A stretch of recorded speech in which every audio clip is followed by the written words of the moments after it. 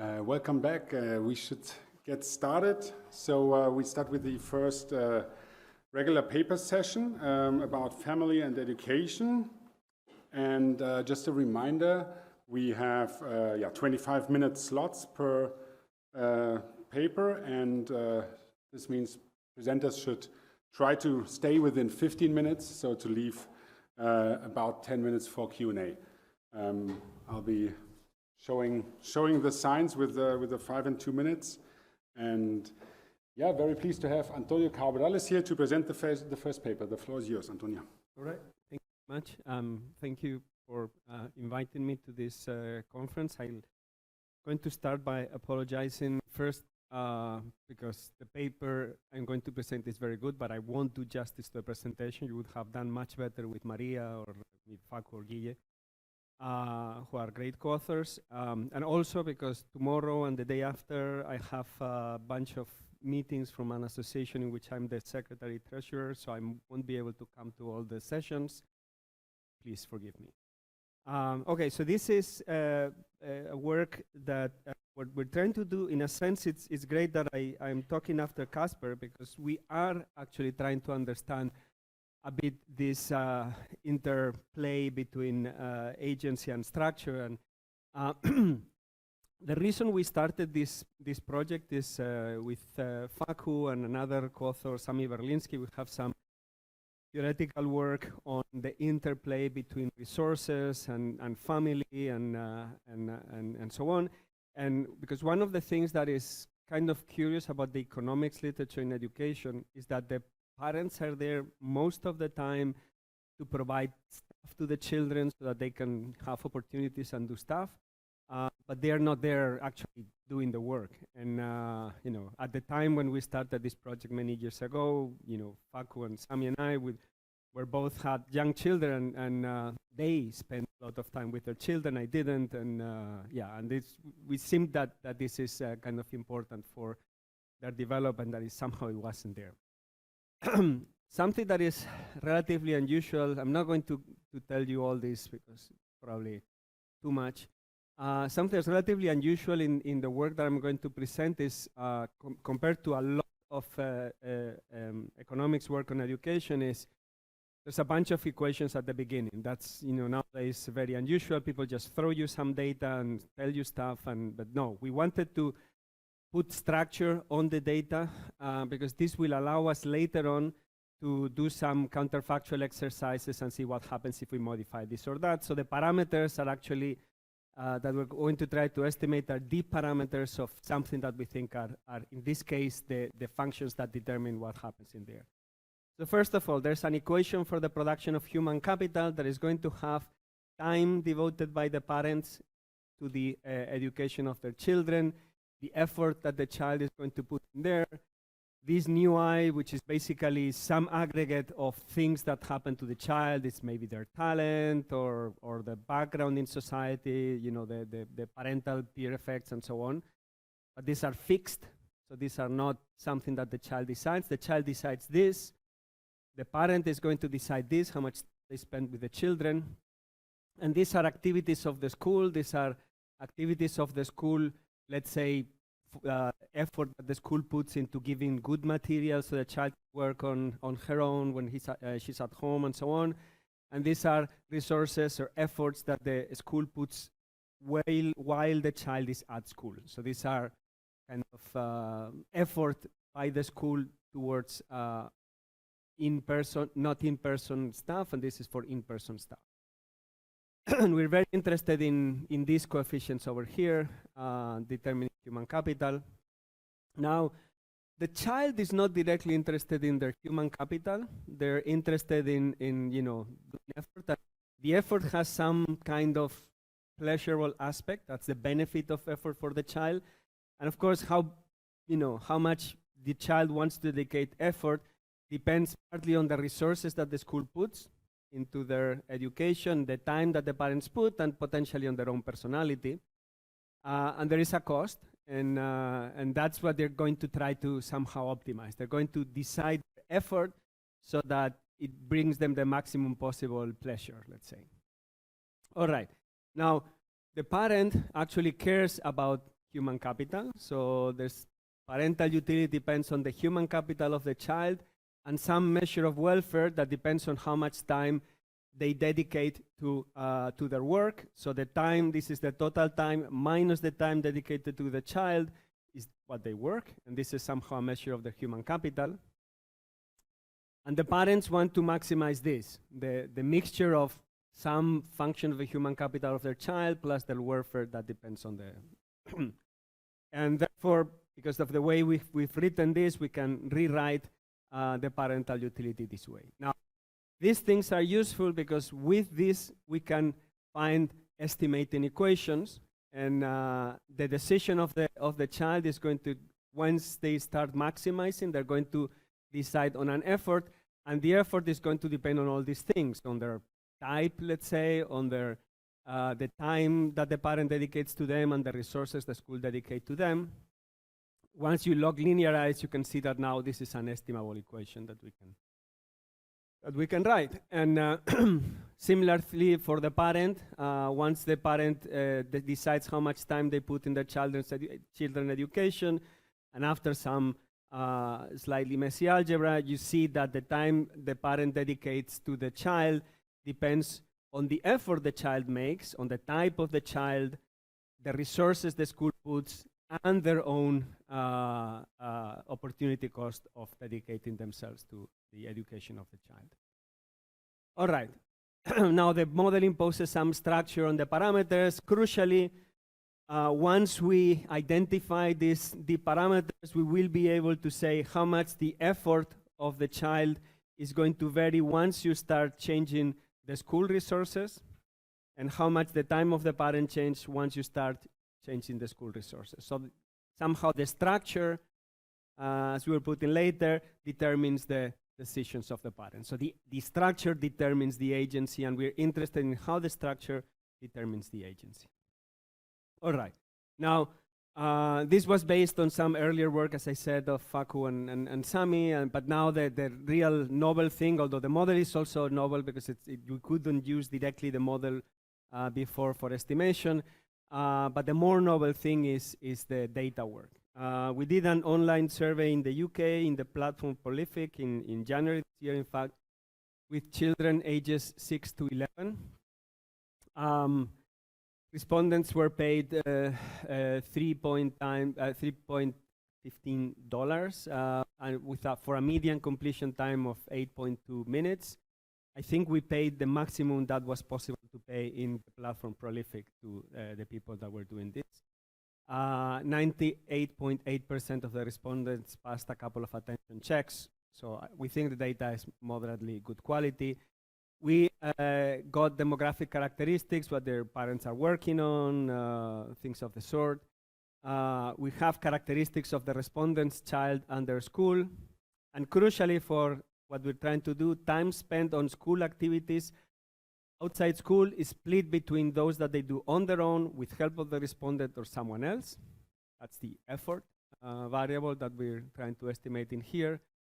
We had school inputs for the in-person learning, like class size, length of the school day, frequency of parent-teacher meetings, extracurricular activities, whether the school has teaching assistants, or support for learning difficulties. That's going to be something we're going to aggregate in a measure of in-person learning. We have school inputs for remote learning as well, like frequency of homework and assessments, the effort perceived by the parents that is put by the teachers into preparing the homework, how engaging these activities are, and the frequently and usefulness of feedback. And again, we're going to aggregate this into a measure of school effort into remote learning. Additionally, we have data on the educational attainment of the respondents, that's the parents, and the labor market participation and income. All right, so there's a bunch of descriptive statistics, like the age, how many of the responders were male. As you can see, most of the responders were females, whether they're married, so that's a bunch of things. Also child and school characteristics. And that's what's going to enter into the estimation. So something that's important here is We don't have a natural experiment there to estimate the effects. So we could have, and in fact we did, estimate some cross-sectional regressions. Now the cross-sectional regressions are likely not to give us that good results. There's lots of endogeneity going on in here. So what we did is what we call an elicitation exercise. We asked the people, three in fact, different elicitation exercises. For different hourly wages, how much would you work helping child with schoolwork for wages that were 10% lower or 10% higher than the one that they currently have? We asked them, how much would you spend working with your child for two different scenarios on the child's class size, whether it's above or below the current class size of the child, and two hypothetical scenarios on the effort of the teacher in preparing homework activities. All right, so that's useful because that's our exogenous variation. Now, whether people would answer this accurately, we don't know. But that's the best, since there's no natural experiment we could exploit. That's the best we could do to try to get some of the parameters. Now, with the previous equations, one can rewrite the equations for effort and time spent by the parents, and that's going to give us some results about the what's going on here. So let me focus first on these things. So this is for the equation of beta 1, beta 2, and gamma, and that's going to tell us beta 1 is what's the elasticity of parental time into the effort of the child.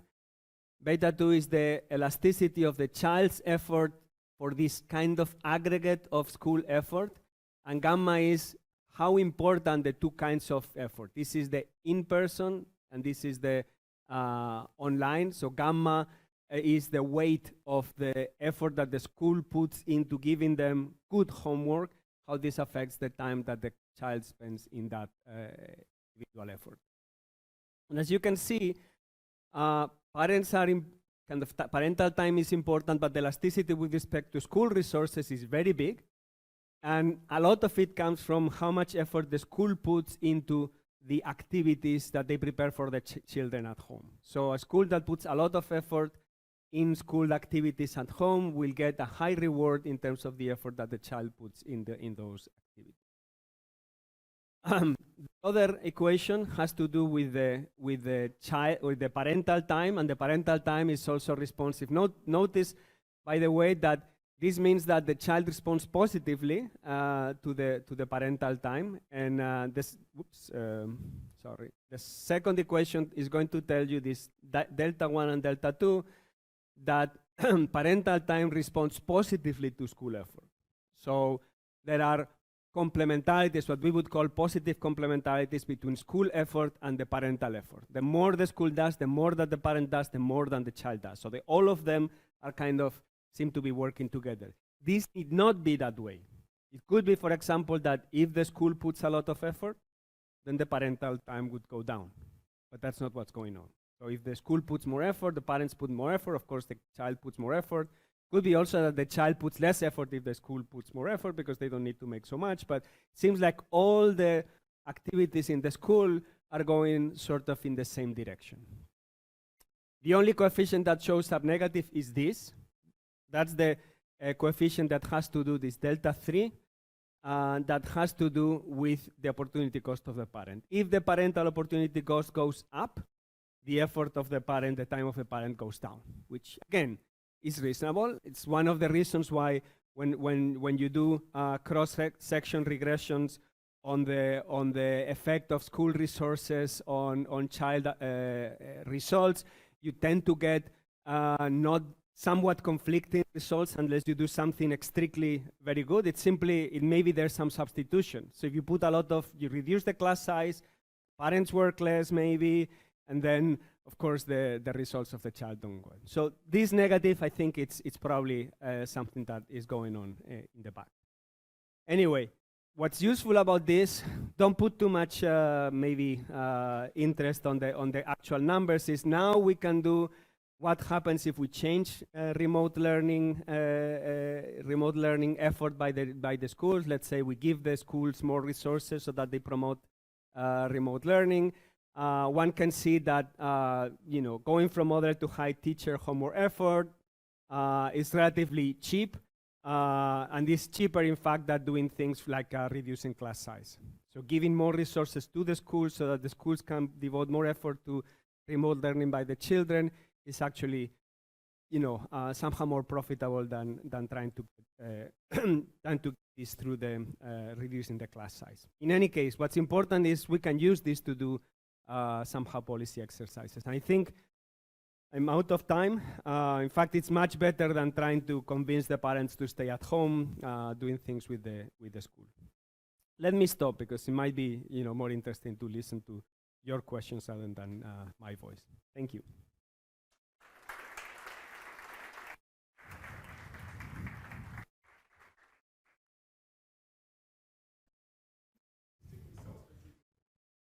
I'm German. What do you mean? And I hope the audience now has this very engaging discussion as well. Juan here, first row. Yes, please. Antonio, so I'm just wondering whether you have enough data to do more dissection of the analysis, say whether it's first child or the gender pairing of mom and girl, dad and boys, things like that. We are, because we are doing everything with these elicitation exercises, the one thing we couldn't do is put more things about the school child. So, but we're starting to do heterogeneity analysis, which I think is what you're referring to. And the heterogeneity analyses are interesting. It seems, for example, that, and this may not be so good for equality, but it seems like when the child is already more talented, the reactions of the coefficients that we see are stronger. So parents are willing to put more effort, school is willing to put more effort when the child is more talented than if not. So that's one I remember, but we'll do more things. I'm very interested in doing a bit more. It's a large survey, it's a few thousand people, so we can do a bit of that. William? Thanks. Very interesting. I was wondering about the complementarity between school effort and parent time. So why do you think that is? Is it a non-endogeneity thing, or is it that the marginal utility is increasing, putting in time, or what do you think? Yeah. Thanks. So we've captured endogeneity because we are doing the estimation. Telling the parent, if suppose things change, what would you do? Now, one has to believe the response of the parents, but in principle, if one believes the response of the parents, the endogeneity is less of a problem. But I think it is, yes, it is the fact that the marginal utility of the parent increases when it sees that the school is making more effort. There's the utility function somehow embeds this complementarity, but it could have been that then the results tell us, the model was wrong. So it seems like the sign is telling us that yes, there is positive complementarity. So the more the student is doing, the more the parent wants to do, because that's what the utility increases. Thank you. Very interesting. How should we think about the fact that richer parents can always hire another private teacher? How does that fit into the model, and what sort of complementarity does that have? We have data on that. We don't think we have exploited it that much, but certainly if the parents can, given that the parents care about human capital, if they can in fact hire people, that compensates for the fact that those parents usually have a higher outside option. So they're going to use it to somehow compensate for the fact that they cannot do much. And we know in Spain is actually rather extreme. It's not the only country, but in Spain, the amount of resources the parent use for compensating their children is very stark, and I'm pretty sure it has to do with the high degree of inequality that we have in this country. Daniel? Thank you. So going back to William's question, there's a paper by Popelekes and Urquiola on track choice, and they're showing that when kids go to a better school in gymnasiums or in elite gymnasiums, then the parental effort actually drops. It's an RD, and there is no model in it. There are empirical people, and this is quite the contrary of what you are finding. So this is I think it's more of a comment than a question, but I think it's a very important finding if what you're showing, because this paper has been highly cited and I've been using it quite a lot. Mm-hmm. So I'm really curious of what your thoughts on this. So can you remind me again of what the So this is a Romanian data. Yes. That might be the difference, and that students go to elite tracks, mm-hmm. and they have a survey, and they have an RD in the survey, and basically what they see is that parental effort drops when their kid got into this very good elite track. So they lean back and say that, okay, now we're done, and the school will do whatever we did so far. Okay, so I suspect that it's not so much the Romanian problem, is the fact that you're taking the kids already in a, so these are relatively young children, 11, 12, so on. This is a time when parents already know most of what the child are doing, so they make sense that it's complementary. When you take them to 16, 17, 18 years old, they're doing complicated things. It might be that the parents say, woo, and especially if it's an elite school, so much that what I'm going to do with the child. So I was kind of, I joked that I wasn't helping my children too much. I wasn't, because they were very independent, but occasionally they came. Now, when my child went to study physics in college, he started showing me his math, and I said, I'm sorry, I give up. This is way too much. So it could be that part of this is what is going on. It depends on the timing of the sequence, and there might be times when the parents are simply not good enough. Let me take the opportunity to ask one question.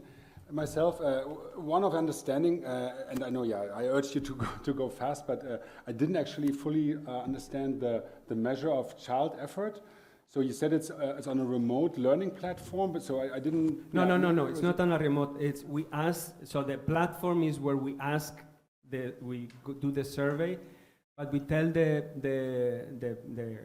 people who are answering the survey how many hours per week did your child spend doing work at home, and it could be and then we divide by herself with your help.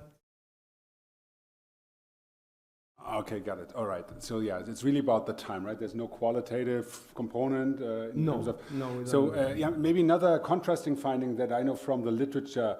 Del Bocca is one of the authors, and I don't remember all the details, but they use observational data, and they look into the benefits, the relative benefits of children's study hours and actually parental involvement hours.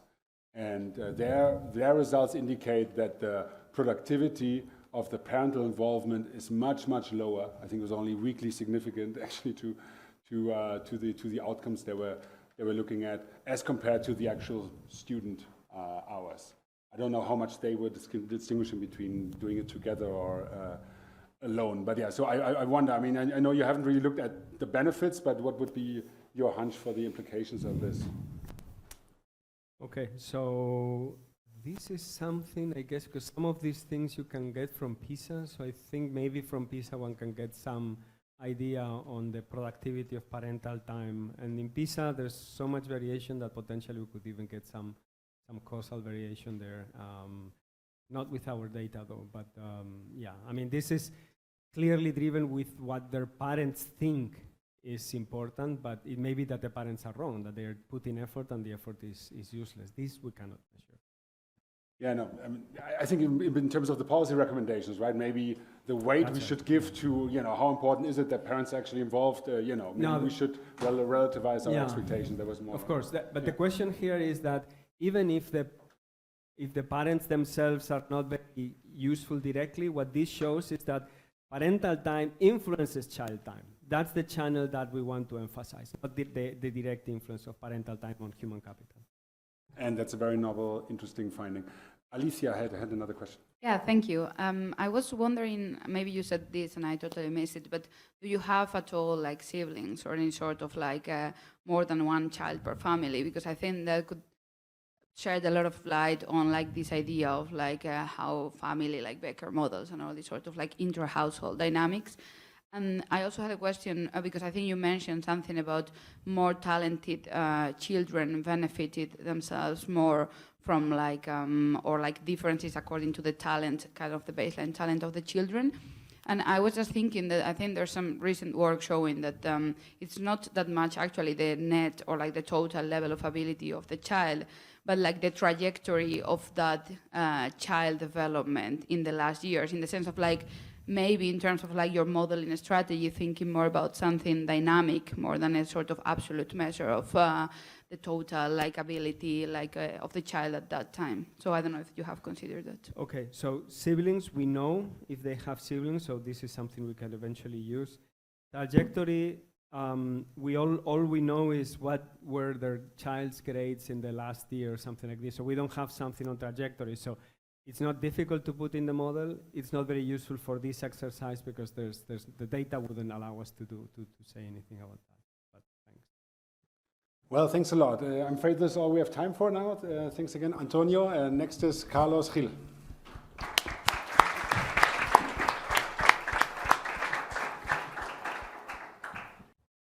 Okay, so good afternoon to everyone. I'm Carlos Gil from the European Commission, and this is joint work with Leire Salazar, that is right here, and with colleagues from the BCB and the University of Sevilla. And this paper is on teacher biases in assessments according to students' ascribed characteristics.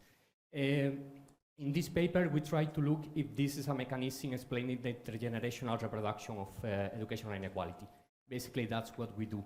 And why we focus on teachers. So far, we have been talking about students or families and how they shape educational inequality, no? But teachers are the main gatekeepers or evaluators of academic merit in the academic system or the educational system. So they will give signals to parents and students that will be important for them to take educational decisions and for interpret their career in education, no? So that's why it's important to look at the role of teachers in this process. But teachers, as all human beings, may be subject to implicit biases in their perception of a student's capacities or potential. So this could indeed lead to self-fulfilling prophecies, for example, with expectations that we were talking before about that, no? So that's why it's important to focus on that. And we know so far from both observational research and experimental research that there are some biases in grading expectations and recommendations by students ascribed characteristics. So there is an advantage for girls, ethnic majority groups, and high socioeconomic status families and children with high cultural capital.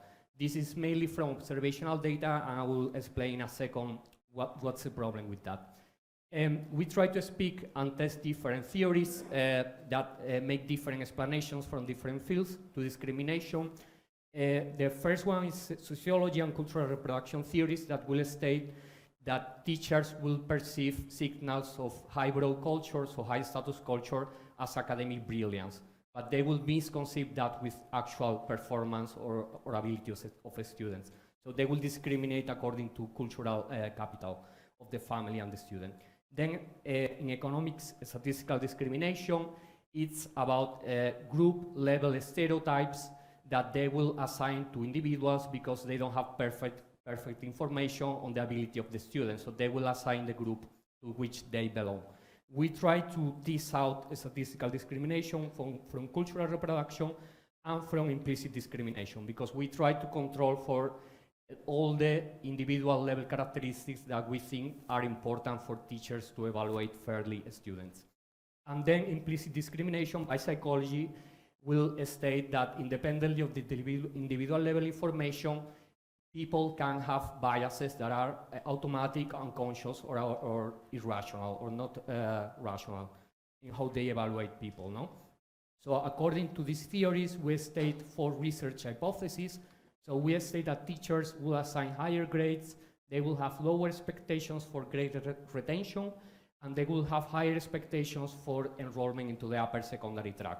For girls, in comparison to boys, net of other characteristics that we will experimentally control.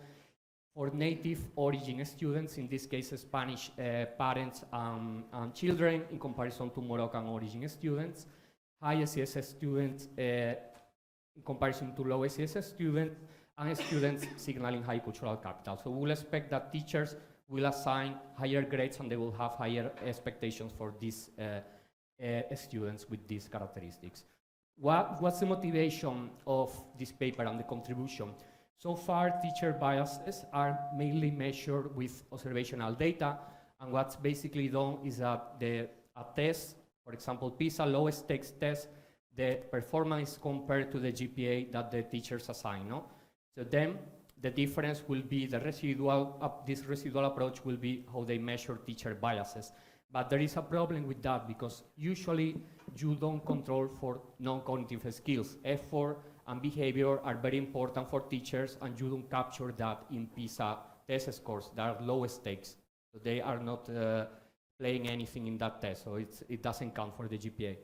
And then in terms of experimental research, there are few papers that are disentangling the causal net effect of SCS and ethnic origin. And most experimental papers suffer from low external validity, are underpowered with small sample sizes, and they don't control for fundamental characteristics that in this case will be non-cognitive skills. Then they will go more into statistical discrimination explanations because you are not controlling for everything relevant. So that's the motivation. So our contribution is that we have a pre-registered research design. We have a random sample of institutions. In this case will be universities of education where students are studying the bachelor's degree for become teachers, for primary education teachers. So we have a large sample of 20 universities and 1,700 individuals, and we did a power analysis before.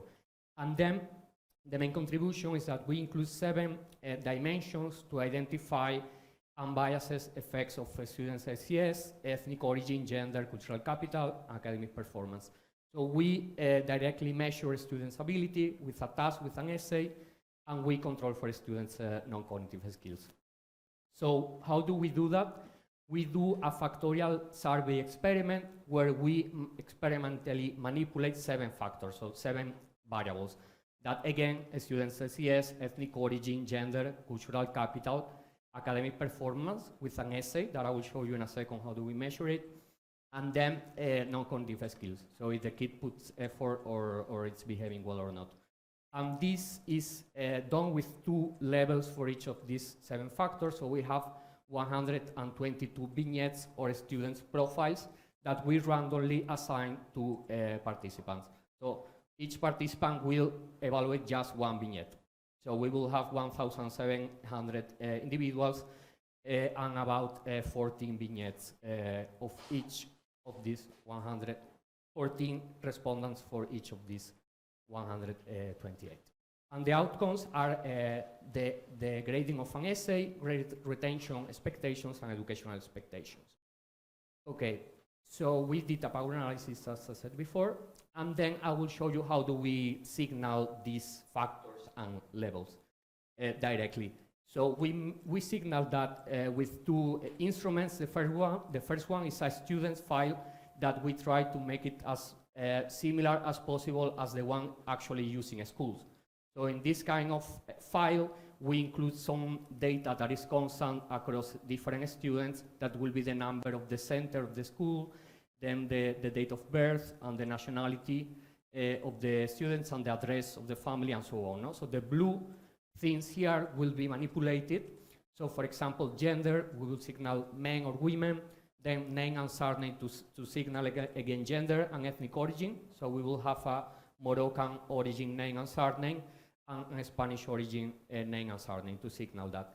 And then the socioeconomic status of the family, we will signal that with the email of contact of the father to try to hide a bit the scope of and avoid social desirability. So in the domain of these emails of the fathers, one father will be a painter and a father will be a notary. So that's how we signal that. And then the academic record, very important, so we signal good or bad behavior, good or bad effort. That's how we do it, and then the number of subjects fail or pass. So 3 subjects fail or all pass. And then how do we measure or signal the objective performance of the students? So we assign to the respondents a real essay written by a real 6th grade student. And here we manipulate the quality of the essay, so one essay is objectively good or bad. And we pretested that with real teachers. But also within the essay, we repeat again some signals of status. So here the student will signal that the father is finally on holiday after being very tired of painting houses at work or coming from the notary. And then here we will signal high or low cultural capital. So in yellow, the student will signal that he's watching the Temptation Island or he will be going to the museum to see some paintings of Monet. So that's how we do it.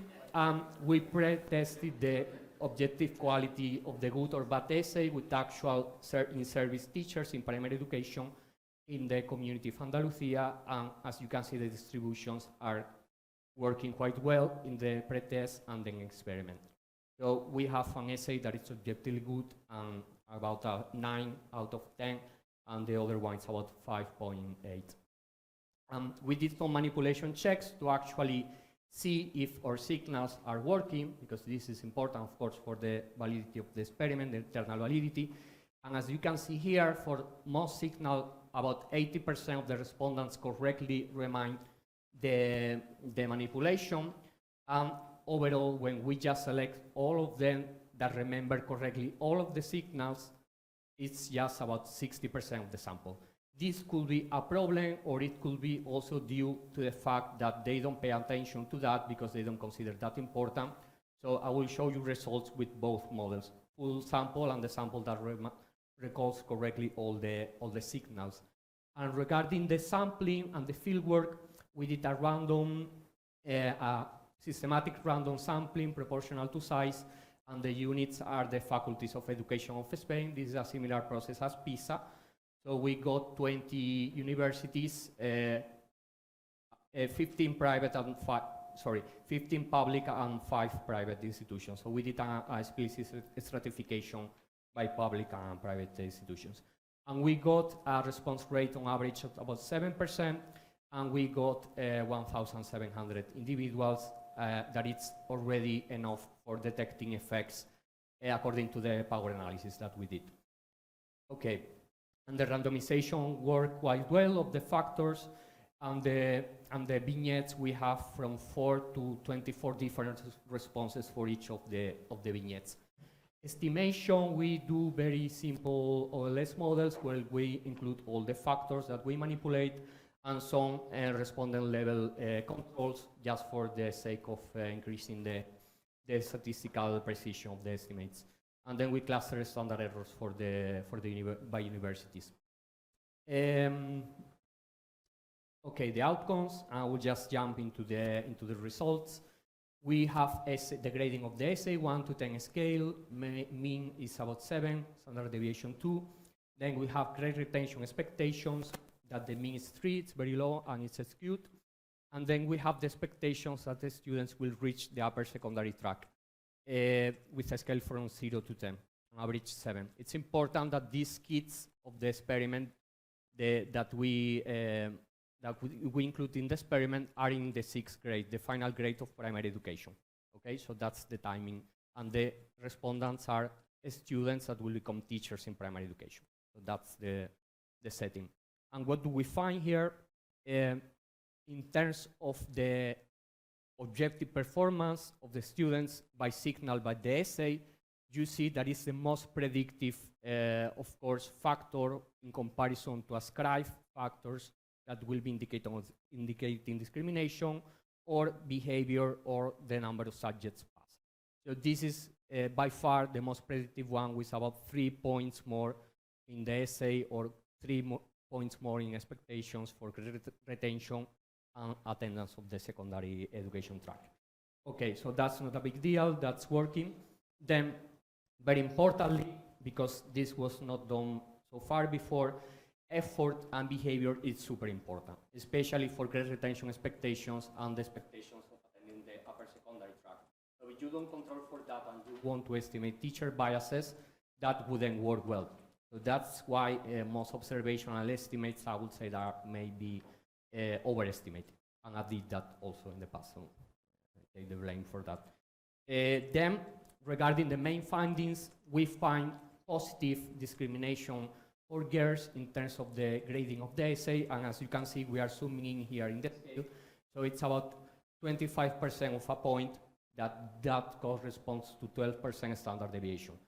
It's not so low, it's not very high, we can discuss that. But in terms of standard deviation, it's not small. In terms of social relevance, we can discuss that. But remember that we are controlling for the objective performance of students. So it shouldn't be any bias here at all, we claim. So then we find that for girls, for the grade of the essay and the upper secondary track expectations. We find a surprising finding here for the grading of the essay, where we find positive discrimination for Moroccans in the grading of the essay. But you have to take into account that maybe they are compensating because they think, okay, these guys are coming from a Moroccan family, they might have difficulties at home, so they did it pretty well, so they can compensate. But in terms of upper track secondary expectations, they have negative bias for Moroccans, so they expect more for Spaniards, origin students. And then the final finding, the two final ones are for the high socioeconomic status. We just find a bias for high SCS students in the upper secondary track expectations. While for the cultural capital, we just find it in the essay, that it's also quite intuitive, no?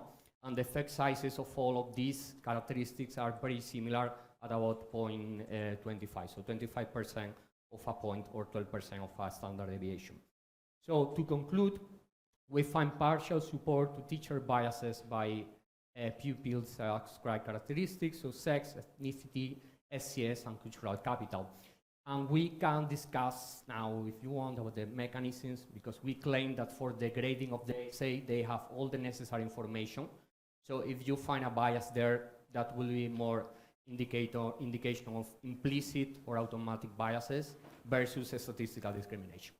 And then we find discrimination, so to speak, with effort in the grade of the essay. And that's everything. Thank you very much.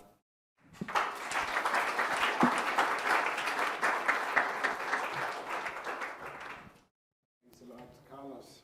Very interesting. Comments and questions? Juan Carlos. Hi, thanks for the very nice presentation. I have a couple of questions. I mean, if I got it right, you are, I mean, the sample are university students and they're not real teachers, right? Still, so do you control for, I mean, how much experience they had in terms of, attending doing some classes already, or they have experience in schools, or something like that? And the other one regarding the vignette design and this effect that you found is very nice about effort, because I think can you put again the vignette that you show? I mean, this kind of I don't know, something like a profile, right? This of one? Yeah, right. Yeah, because I mean, because one thing that you could do usually is done in vignette designs, that you can randomize the presentation of dimensions, because usually the last ones, they kind of anchor the response. So if you try something like that to maybe, I don't know if in this format that's possible, because usually in vignettes you can, it's a text and you can randomize the order of the dimension. Here maybe, I know there is some anchor effect because of the order. Yeah. Thank you very much. These are very important points. The first one about the experience. These are students who are still in a bachelor's degree, and we control for the grade in which they are. If they are in the first, second, third, or fourth grade of the bachelor's in primary education. But that shouldn't affect the estimates because are randomized across the students. So it shouldn't be a problem, the students' characteristics, but we control for that. And then for this is actually a good point. Yeah, the issue is that it will be weird maybe to put like above like a performance and then below the center. We try to follow the model, a real model of a student file that they use in school. That's why, but that could be an issue. But this is shown the first time.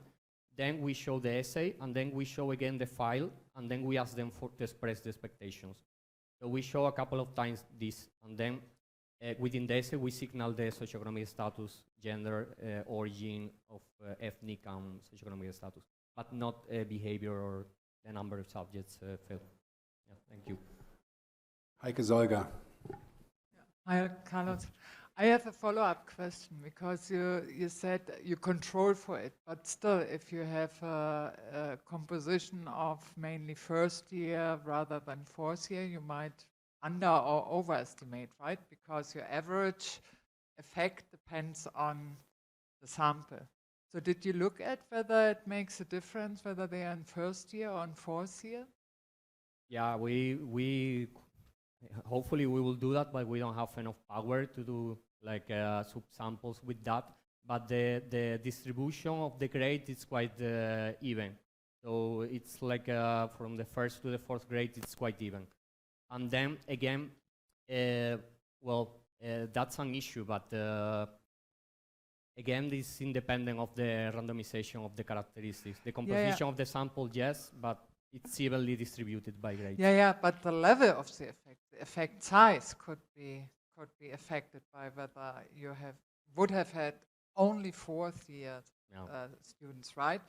That are close to be teachers. So I think that was the question.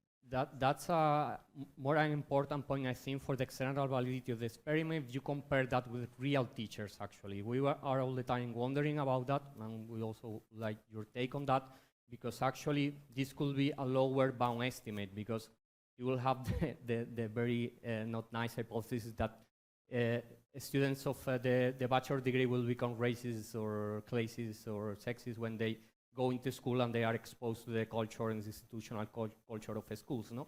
So this should be a lower bound, in my opinion. But I think this is a very interesting question regarding the external validity of the experiment. Antonio Cabrales. Thanks, very nice talk. I was wondering, you were mentioning about the expectations, and I'm not sure I can interpret this as biases. Maybe that for the same quality of essay, someone that comes from an underprivileged background is in fact going to be less likely to, or more likely to have a great retention, no? So it's a bit weird to, I mean, I don't know exactly how to interpret that, the expectations data. This is a key question for the mechanisms, no? Because you will expect that, and that's why we use different outcomes, because for the grading of the essay, we claim that you have all the necessary information. No? Objectively, it's a good or bad essay. So there we see that behavior has a role in the grading of the essay when it shouldn't have. Yeah, if we find an effect there, it should be implicit bias, because they have all the information. For the upper secondary track expectations, it's more not clear, because we claim that they have the necessary information to make an informed decision or express the expectations, because we are giving the objective performance today. They can assign the average expectations or the results of this group, like low socioeconomic status kids, so they have the chances objectively, but we are controlling for the performance and the behavior. But again,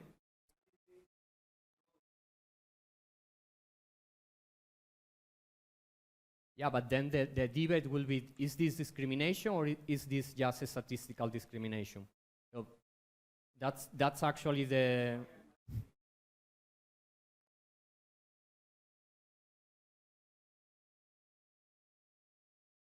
Yeah, but then it could be a self-fulfilling prophecy, no? So that they think that this Moroccan guy that is coming from a high SES family, we are controlling for all these characteristics, and then again they have low expectations for this group. We think that they shouldn't have it, but that's more a normative, maybe discussion. No. They are just expressing the.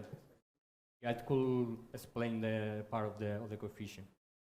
Lea Kröger. Okay. I have a comment regarding the difference between using students versus real teachers.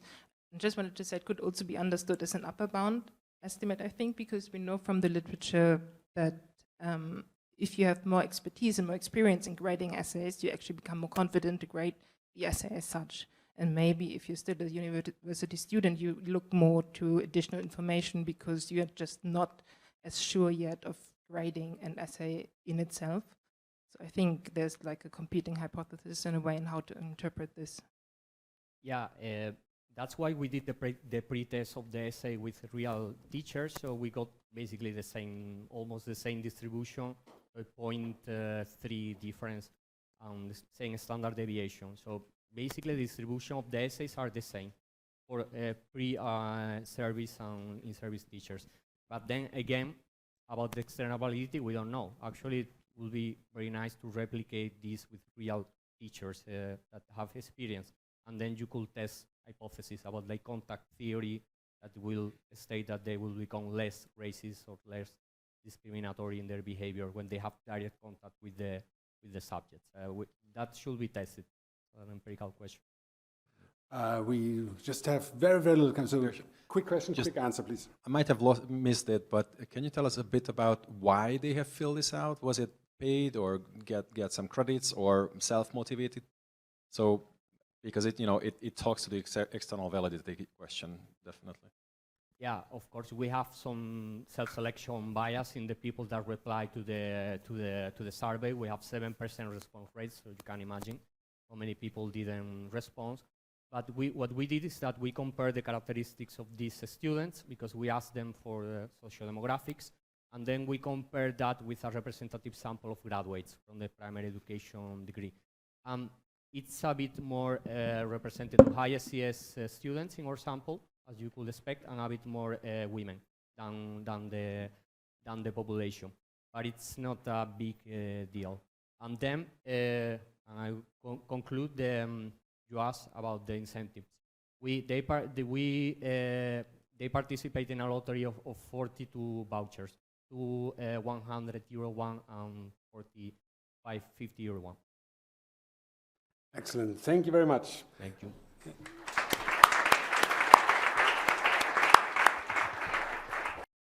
Okay, today I'm presenting a paper that actually I and Jonas, we started to work at it as part of the effort project, as a bit of a side project. We have been working on it for a while. I also have presented it to some of you, so you might know it already, so you can enjoy the presentation again. It's a paper that uses sibling data, time back to a past question, and is actually interested in the role of parenting in the formation of personalities within families. So our motivation for the paper was, we know from the literature that personality is a determinant of key life outcomes. We know that it relates to educational achievement, labor market achievement, but then also other areas of life, like health or mortality. But then what is less known is how to explain the variation that exists in personality traits. And one of the arenas of research that has sprung up in the past years is the family environment. So the idea that the family environment affects the personality generation. But studies that deal with this topic mainly focus either on direct transmission of personality traits between parents and children. So they look at how parental personality traits are associated with their children's personality traits, or they look at how social origin indicators affect personality traits. So for example, the level of education of the parents, how does that affect the personality traits of the children? And what they implicitly assume is that there's a large variation across families when they do this research. But then actually in the past couple of years, what has sprung up is these studies of sibling similarity also in personality. And they do find, compared to sibling similarity studies on socioeconomic attainment, they find rather small sibling similarities in personality, which means that they actually find, and I explain this a bit later in more detail, but they actually find a large variation of personality traits within families. So the question that comes from this is, does intra-family variation in some family factor explain differences in personality traits between siblings? And we decided to focus on, when we think about what actually differentiates siblings' personality within a family, we decided to focus on the level of parental support. So the question of the paper here is, how does intra-family variation in parental support explain differences in personality traits between siblings? When we think of what parental support is, we can think of it in two dimensions. So we can think of parental support on the one hand as a form of investment. That parents provide different levels of support to their children and thus invest differently in their children. Either because they want to compensate earlier attainment levels between children, or they want to reinforce them for some reason. We could also think of parental support as a form of parenting style, so that's a bit of a different literature, where parents then use different parenting strategies for their children. And when we think of by what kind of characteristics they actually differentiate in the literature, what usually comes up is either birth order position, so parents treat their firstborn children differently than second and thirdborn. For example, they give more attention and support to the firstborn because it was there first, and then later they have to divide their support among all the children. Or they give gender-specific support, meaning they treat boys differently than girls. So they imply, for example, different parenting styles to boys because of, I don't know, gender stereotypes. They think boys should be parented differently than girls, or also because there is a change in the family structure, meaning, for example, for one child, parents are still together, both of them living in the same household, but then later they got divorced. The one parent, usually the father, moves out, and they just have less resources to invest because they're a single parent household. So all of these things could potentially create differences in the level of parental support within a family between different children. We have three hypotheses or expectations that guide our research in this paper. So one, we think very basic, but we think that parental support is associated positively with more advantageous personality traits, just meaning that the more you support, the more positive personality traits the child will have. That's the first expectation. Then we think the association actually should be there more strongly in adolescence, when children still live in the household with parents, than later on in their life course when they have moved out. And then lastly, we still think, although it should matter also within families, that still the effect of parental support on children's personalities should be stronger when we compare young people from different families. We use SERP data, so German household panel survey data. And we have a sample of siblings from the youth questionnaire that they answer when they are age 17. And then for the second point of observation, we use the personal questionnaire in early adulthood. Early adulthood for us means it's the first, so we have to have some limitations. So it's the first observation we have below the age of 30.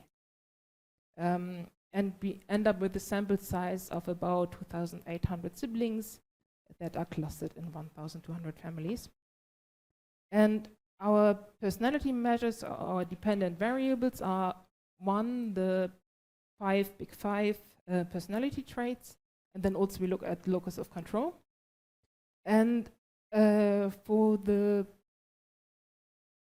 parental support measure, we have the supportive parenting scale that has 9 items, so we include one of the items. And just so you get an understanding, so it's measured with questions like, do your parents talk to you about things you do or experience? Or do your parents ask for your opinion before they make decisions on family matters or issues? But also, do your parents show you that they really love you? So these are the kind of questions, and they're asked in the scale. And that's what we understand when we talk about parental support. We have, well, basically two phases of our analysis. So first, what we do is, so there were these papers looking at the sibling similarity and personality, but we also, again, estimate this for our data. So we look at the intra-class correlation of sibling similarity in our 6 personality measures to see the amount of between and within family variation in personality. And then we estimate first simple OLS, but then also family fixed effects models, where we look at the influence of parental support and personality. And as I said, first at age 17, and then later at the first point of observation in early adulthood. Okay, I'm going to first show you the results of the sibling similarity and personality traits. So what we can see is, so that's the intra-class correlation for the 6 measures of personality that we have. We can see the large bars are in adolescence, and then the lighter bars are later on, early adulthood. Generally speaking, the sibling similarity is fairly low. So it's highest in adolescence for openness, with 15% or 16%. And then it goes as low, I think the lowest is for extraversion, that's just 7%, which means that most of the variation in personality happens inside of families. And then maybe at first glance, a bit counterintuitively, the similarity in early adulthood is larger, which we could think as surprising, because we would think that actually what makes siblings similar, so the shared effect of family variables should matter more when siblings are younger and still live in the same household as their parents, but actually kind of it complies with results from other studies that also show when siblings move out of the household, get a bit older, then personality kind of matures and settles, and then also siblings actually become more similar. And then next, I'll show you the results from the OLS and from the sibling fixed effects models. So if we look, does this work? Yes, so if we look at the results for openness of experience in the left corner here, then we have first here the results for adolescence, and then below the results for early adulthood, and the black bars are these bars. The black bars are for the OLS models, and then the lighter ones for the sibling similarity effects. Okay, so the first thing we can see is that for the OLS models, actually the effect of parental support is larger than for the sibling fixed effects models. It's also what we expected. That is not really surprising. But for adolescents, there is still a statistically significant effect inside of families for the of parental support.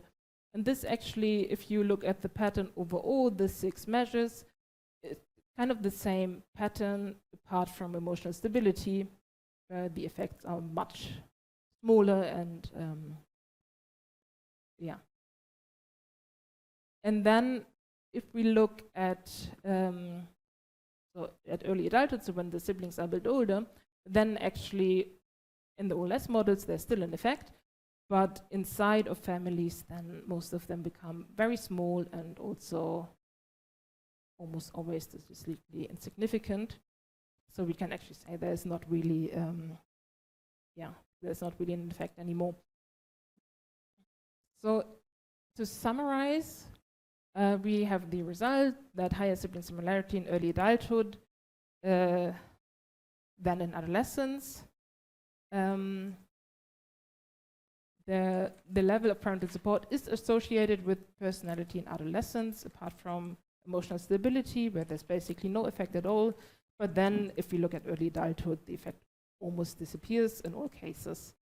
We also did a couple of further analyses that I didn't show you because the outcome is actually not that interesting. So we thought that there might be differences in maternal versus paternal support. So mother's support matters in a different way than father's support, which was not the case at all. The results are remarkably similar. And then we also wanted to see if there are actually differences by, for example, birth order structure, family structure change, or gender-specific support. So all these factors are in the beginning that are introduced that could be things that parents actually differentiate by, and we also did not find anything there. So we are a bit stumped of what explains this, what we find.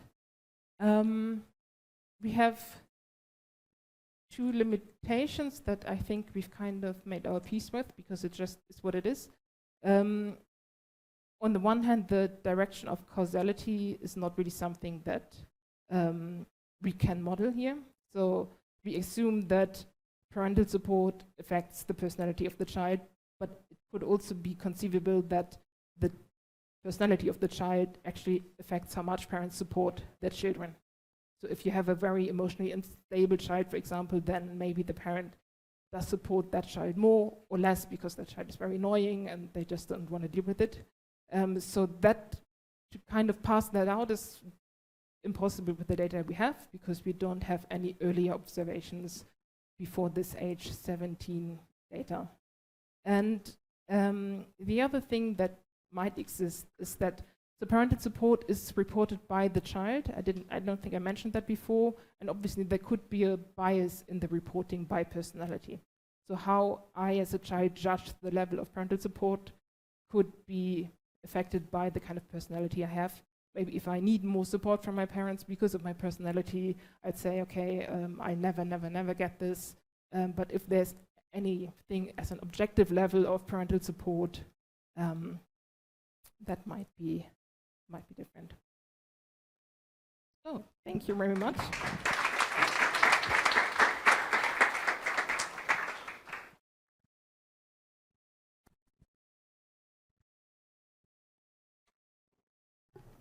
Thank you, Leah. Comments and questions? Leire? Wait a second for the mic, please.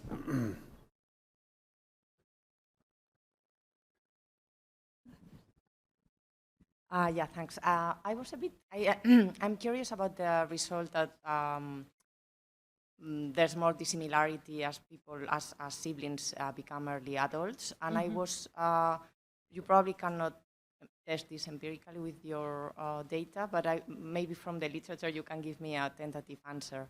So could this be because as children are still living in the parental home, they really need to become very different or have very specific characteristics relative to their siblings so as to compete for parental attention? And then as they expose, I guess this is German data, they go out, they leave the parental home quite early. So as they become less, the environment becomes less competitive, they kind of regress to the mean, so to speak. Can that be a reasonable explanation? I think that could be one thing because we know, I mean, mainly from psychological research, that there is this kind of differentiation process in personality, that if my older sister is very outgoing and so on, then maybe I just look at a different developmental niche and just become, I don't know, shyer and these kind of things. So I think that dynamic does exist. And then yes, in early adulthood, then they do not live in the same household anymore. But it could also just be that at that age 17, there's just more idiosyncratic variation personality. We know that there's just more, so personality does mature when children usually also move out of the household, so in the early 20s, then becomes more stable. And then we also know from other studies that then actually this kind of family background effects do become stronger. Juan Lek Frankfurt. Thanks for discerning. My question is quite similar. So I think you show as the result that the correlation among siblings of the personalities sort of gets stronger over the two period, right? Yeah. So therefore, so I was just wondering, in terms of parental support, you also witness that the correlation within the family change in the same direction? You mean the similarity in... Exactly, the similarity of their response to the question of parental support. Okay, maybe I didn't mention this, but we have just one measure of parental support. So parental support is not asked later in early adulthood again. So it's basically always the parental support at age 17. We did, however, also look at the sibling similarity in parental support, just out of curiosity. And it's actually in the same ballpark as the early adulthood results. So there is also a lot of variation in how siblings, which makes sense when we look at the results later on, but there's also variation within families of how siblings perceive the parental support. Just another quick comment. So in your result, I kind of noticed that for across all the personality, the effect or the relationship from parental support to the emotional stability is almost no? Yeah.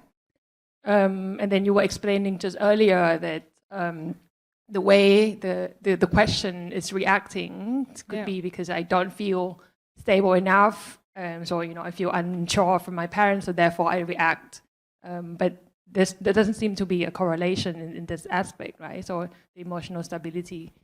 That is true. But I also sometimes think, I'm not a psychologist, obviously, but I sometimes think that the emotional stability measure is the one that's closest to clinical diagnosis in a way. So it should maybe be less reactive to something like parental support. Because often in studies, emotional support or neuroticism is a bit of an outlier. But yeah, you're right. Alicia Garcia Sierra. Thank you, Leah. That was very interesting. I was just wondering whether you have some other input or measures at all about like what is going on the lives of those like individuals as they grow up. So I was thinking of things such as like behavioral problems or like even performance or labor markets for experience, like in the sense like, so even with the sibling similarity model, there are still lots of things that are varying between those siblings. So I was just wondering, what did you control for, or if you can tell us a bit more about it? We tried a lot of different things, and we also had a lot of suggestions, and basically we don't really have anything useful. I mean, what we would like to have, and we will have in a couple of years, when the ZEP cohort have matured, is observations earlier than age 17. But we just don't have that yet, because there are too few siblings in that cohort to do anything useful with it. So we just have to wait for that. And these kind of things, I think they're good suggestions, like emotional or behavioral problems. But we have fairly little in the youth questionnaire that we can use. And what we can use, we have tried, and there's just nothing there. So at this point, we just decided that we have basically mined this data enough. Yeah, thanks. William Foley. Thanks, Leah. So on one hand, one might be almost inclined to think, okay, well, if it sort of evens out by early adulthood, does it matter that much? But one thing could be that these personality factors are very important in these some kind of life course transitions, upper secondary and that kind of, even going to college and that kind of stuff. So did you kind of look into that dimension, or do you have some general substantive thoughts about it? I mean, yeah, I think you're right, because one could think that if you look at these results, okay, it just matters for a couple of years, so why do we care? But actually, at that age, there are, as you said, also a lot of other important transitions, that education transitions, entering of the labor market and so on, maybe even first family formation, that we know that are affected by personality. So I think this, even if it only matters at age 17, what we find here, it can have larger implications for other life course events. But I think that would be a separate paper to look at that. No, we didn't look at that, but it could be potentially, I think, very interesting. Okay. If there are no further questions, thank you very much.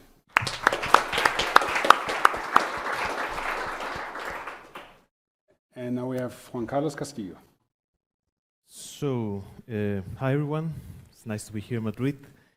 I'm Juan Carlos Castillo from Universidad de Chile. I arrived today straight from Chile, so it doesn't go well. So at least I can blame the jet lag for that. So, but let's start. This is a project that we have been conducting with a team of researchers, and the study I'm going to present today is part of this project. It's about the socialization of meritocracy at school and the justification of economic inequality, and now some context and motivation first.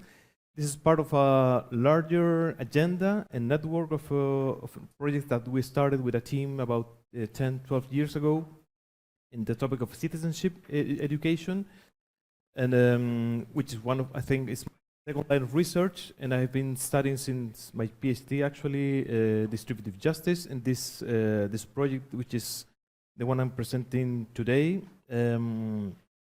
is actually an attempt to combine these two agendas, citizenship education and also distributive justice, specifically in the issue of meritocracy at school, and even more specifically, the moral foundations of educational markets and implications for citizenship education. This is a national research grant, and we have two stages. The first stage that we started in 2021 was a qualitative study, which is going to be presented by Camila Moyano, who is also here on Friday.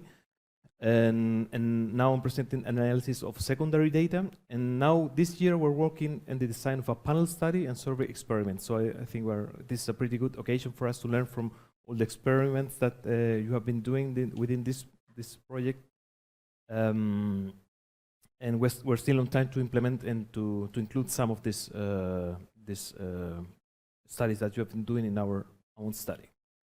So in this study is about justification of inequality, which is, as we know, sounds a little bit counterintuitive, since usually there is a association between inequality and injustice, that inequality is actually unjust, but we know from, long time in research in sociology and social psychology, especially from 1981, there's a seminal paper from Kröger and Smith, which is beliefs about inequality, that there is a large variation within individuals and also within countries about what people think about inequality, how much inequality people perceive, and how much inequality people are willing to justify. And this is an example that from the last ISSP inequality module from 2019, where there are some questions about the justification of inequalities in education and health. And this is the question is, to what extent people are willing to justify that some individuals can have better educations because they have more money or better health. This is only to show that there is, a large variation. This is not a constant, and this is actually far from being consensual, that this is actually unjust. No, there are some people think that this is actually not that unjust, that is that if some people get better social services and they have access, for instance, to health, if they have more money. There are different ways to actually to measure the justification of inequality. This is just one, but I'm going to show this one because this is one we're using in our study. And when it comes to explain the justification of inequality, are the kind of the usual suspects. The first one is the rational interest, the homo economicus. People that are better off in society, the higher status, for instance, they are benefiting from the redistribution, and they kind of more willing to justify inequalities. And as we know from the literature, this is, actually quite, not really, there's no strong evidence for this. And then it comes, social sciences, sociology especially, introducing cultural factors, contextual factors as well, policy feedback effects, institutions, and how they actually are, this quite in line of the first, keynote speaker, agency, and structure, and how institutions also are modeling how people think about inequality. And that's why we found, in many studies, large difference between countries in what they, in the way in which they think about inequality, perceptions, beliefs, and preferences. And in particularly, we're interested in this. In our case, I mean, it's a country case study in Chile, because we have, the introduction of deep neoliberal reforms, especially during the dictatorship. So Chile is always considered as a kind of laboratory of, commodification of social services, especially in education and health. So I think this was interesting for us to have a look at how, to what extent people are willing to justify inequality in these domains.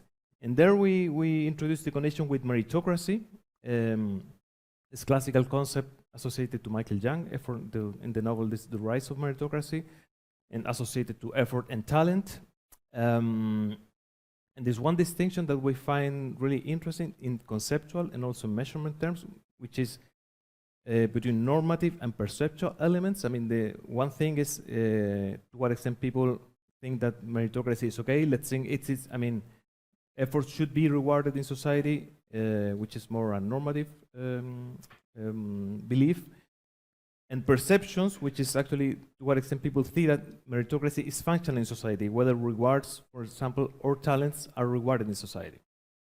And we're focused now on the perception of meritocracy in particular, and in school context, because we're to make this the link with the citizenship education agenda, we're interested in the socialization of this kind of beliefs, in whether this kind of justification of inequality or perception of meritocracy can be even at this school age students. I mean, we can start to see them operating there, and whether there's some potential also to change if we some modification of contextual factors, or maybe some teaching, and that's what teaching of some contents, and that's why we're now implementing experiments to see whether some information maybe can affect this kind of beliefs. So this is the basic scheme. If we're interested in the link between meritocratic perception and two main domains. The first one is the perception of meritocracy in society at large, and also perception of meritocracy at school. So in terms of specifically in terms of grades. So whether grades are, students perceive if grades are, justly distributed, and to what extent these perceptions have a link with justification of inequality. There is an arrow there, but this is still, this is a cross-sectional and correlational study.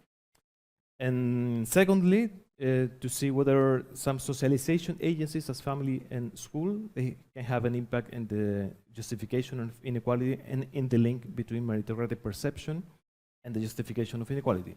So we have three sets of hypotheses which are actually pre-registered in the Open Science Framework. The first one is the one I just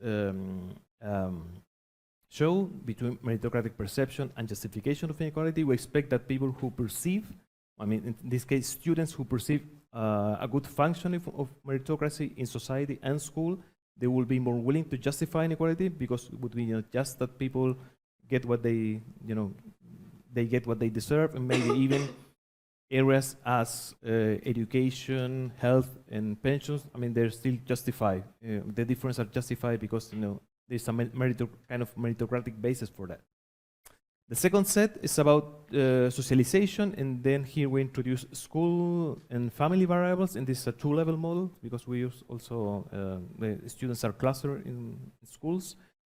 And the third ones are moderation hypothesis, and we're interested in to see whether socialization variables, school and family, can moderate this association between meritocratic perceptions and the justification of inequality.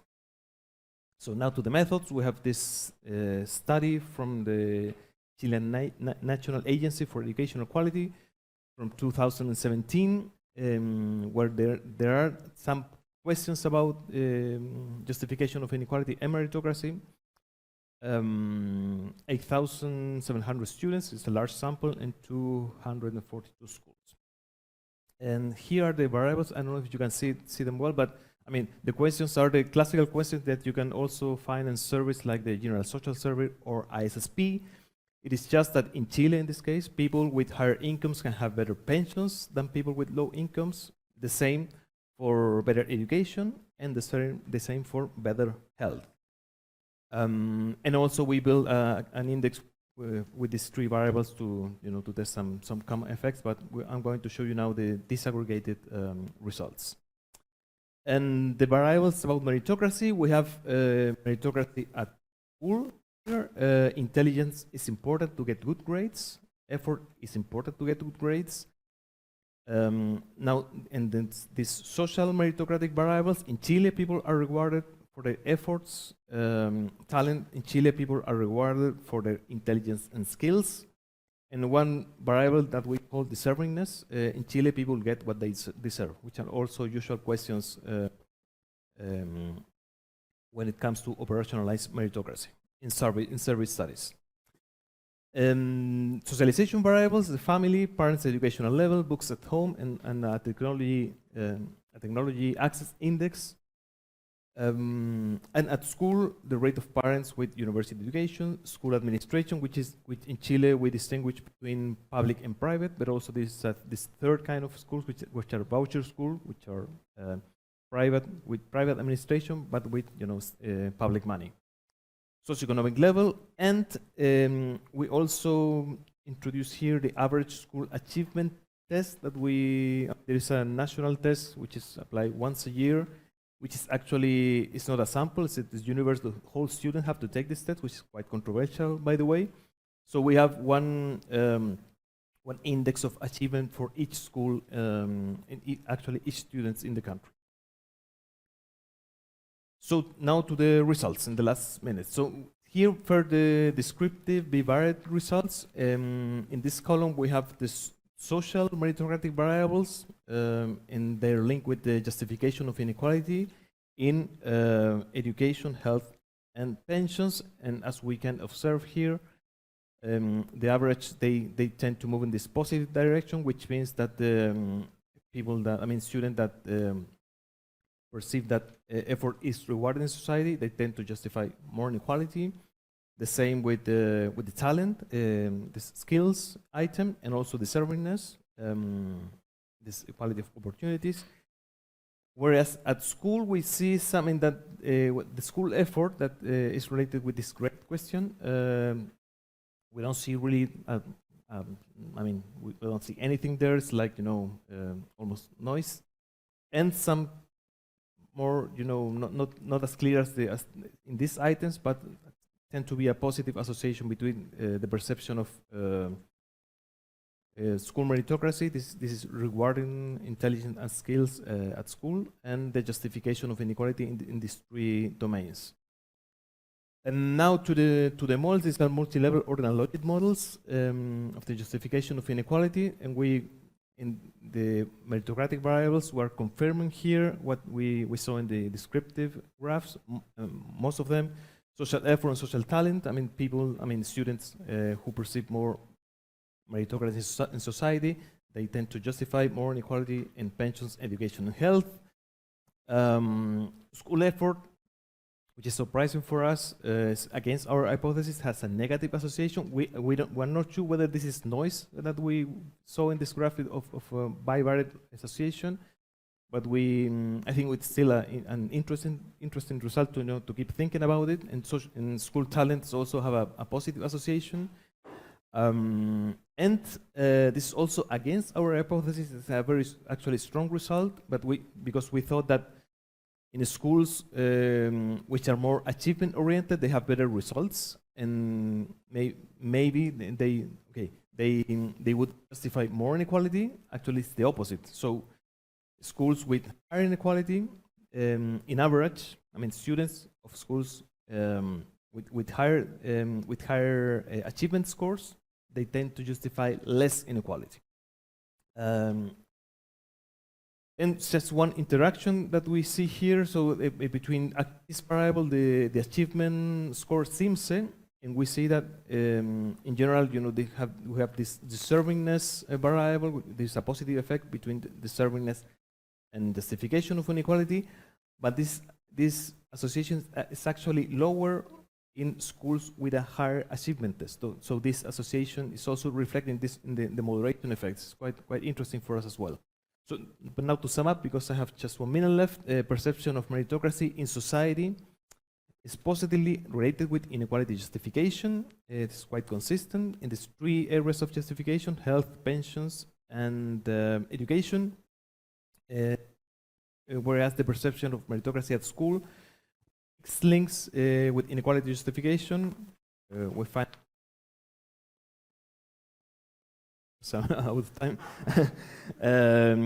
Positive with talent and negative with effort. And socialization and role of school achievement, education. The question here, question mark, there is an enlightened effect of education, that people with higher results in education, maybe they tend to justify less inequality. We don't know, so we have to keep exploring that. And for the future, as I mentioned, we're designing now several experiments, a three-way panel study. We're not really happy with the measurements of meritocracy, so we want to refine, to make to get better measures, especially at school. And we hope for collaboration with maybe some of you at this conference, because we're just starting this part of experiments and panels, so we're really open for your input and possibilities of partnerships in the future. So thank you very much.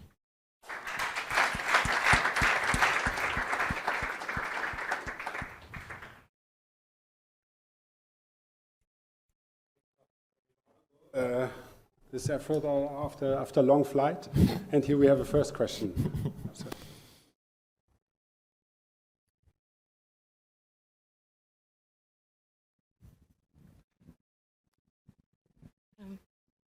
Thanks. Very interesting presentation. So I'm wondering about how you interpret the fact that effort at school is negatively correlated with a justification for inequality. And I can offer my thoughts, yeah, please, but please go ahead. I'm just curious whether you think a belief in meritocracy is more aligned with a belief in equality of opportunities, and maybe if it was about whether people can get better access to education through money. So I don't know, I'm thinking maybe people who want to study hard and get far through that might not enjoy the fact that others can just buy their way into better outcomes. Or I don't know whether there's a way to distinguish between sort of education-based meritocracy and then supporting inequality as long as it's fair, and just inequality, like accepting inequality because, I don't know, life is... Yeah, good point. We're not really sure. We have been discussing this result, and we're not really actually sure whether whether we're winning. Keep discussing this result because we're not really happy with the measure of effort. I can show the question here again. Was here. Effort is important to get good grades. Actually, there's no, as you can see, there's no, large variation here. It's like, it's kind of an obvious question, and I think it's also too broad. I think the question should be maybe in this school, at least in this school, effort is important to get good grades, or effort in this school is rewarded with good, or something like that. So I'm not really sure whether. There are different explanations, but I think that what we actually need is to introduce a better measure of school effort and reward the perception of rewarding efforts with grades at school. It's also kind of difficult to get a good question there, but we're working on that. Yeah. Thanks, Luis Miller. Yeah. Sorry. First Jaime Courbois, and then Luis Miller. Okay. Perdón, Luis. Well, I would like to share one thought regarding this, because what I will presenting tomorrow is quite similar, and I have found something strange regarding the role of education over support for meritocracy. So I would like to know your thoughts about it. I have measured socioeconomic status through income, education, and occupation. And the three of them make that higher status people tend to support more meritocracy. Right, yeah. But once I put the three of them in the model, what I find is that more educated people are against meritocracy versus equality. And so I have been quite surprised by that. And my hypothesis is that maybe people more educated, they see that finally meritocracy is not so great. I would like to know your thoughts about it. Yeah. I mean, I think one big issue here has to do with the measurement of meritocracy. I think we have a kind of a mess in the literature about how people measure that, because, I mean, usually the word used is belief about meritocracy, meritocratic beliefs. Sometimes you see the items in their perceptions, and more items that are normative preferences, and they are quite different. And also some people what use to measure meritocracy, let's say, because there are some typical meritocratic items that efforts are rewarded in society, and there are other items like, people with, get, what they, or what's the other items, like, family is important or connections are important to get ahead in society as well, and they're taken as kind of as a non-meritocratic items, and they reverse code them, and they build an index. I mean, there is a mess. I mean, we actually have a paper about measurement and conceptualization of meritocracy. Has been really difficult to publish that. I don't know why, but because I think it's a nice paper, but I mean, it's just about measurement. So maybe that's the reason. But there is it's a preprint also in Open Science Framework. I can forward you the link. But I think one of the first things that you should take into account is how meritocracy is measured and whether you can compare it with other studies. So that's I think the first point. Luis. So thank you, Juan Carlos, for the presentation. So indeed, I'm going to present something very similar on the same topic in half an hour.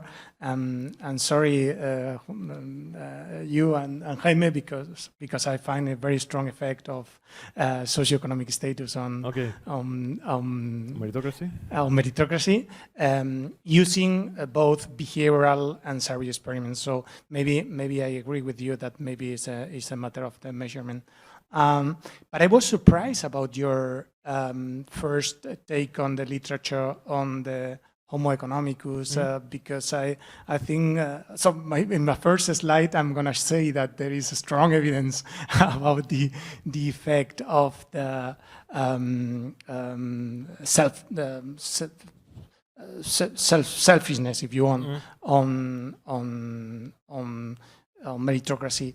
I think the reason, the difference is that typically in behavioral experiments, so I like to talk about second order or second level selfishness, in the sense that people among the different fairness rules that they can pick, they pick the one that that it benefits them the most. So this is typically called self-serving bias or stuff like that. Yeah. So in that sense, I would say that there is strong evidence about that. Yeah, I mean, I mentioned actually this Homo economicus referring to the justification of inequality, not really meritocracy. I agree with you. I mean, from what I know, and from my other research on meritocracy, in general, social status has a very, very strong effect. But this other group of variable, justification of inequality, and especially redistributive preferences. I mean, this mix, because usually income has a kind of positive effect, but education has this enlightenment effect. People with university education tend to have more attitudes more positive towards redistribution. But I mean, it depends on this family of redistribution, justification, normative versus meritocratic perception. I think they are different. Yeah. But I'm looking forward to her presentation now. So. Okay, if there's no further questions, I think we have deserved a coffee break now. Again, upstairs. Thanks a lot.